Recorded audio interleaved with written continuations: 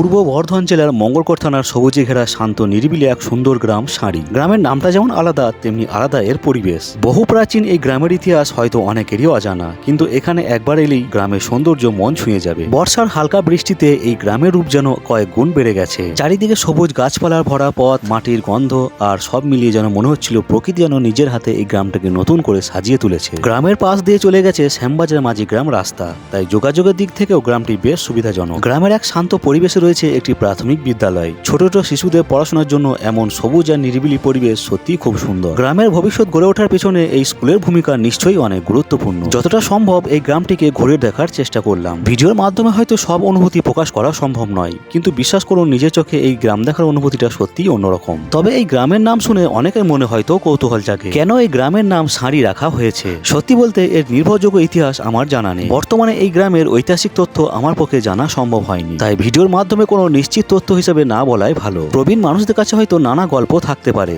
তাই ভিডিও দেখে আপনারা যদি কেউ জেনে থাকেন এই গ্রামের নাম সাঁড়ি কেন রাখা হয়েছে, তাহলে কমেন্ট অবশ্যই জানাবেন। আর আপনারা যদি কেউ চান এই ধরনের ভিডিও আমার গ্রামকে নিয়ে একটা তৈরি করা হোক, তাহলে কমেন্টে আপনার নিজের গ্রামের নাম লিখুন।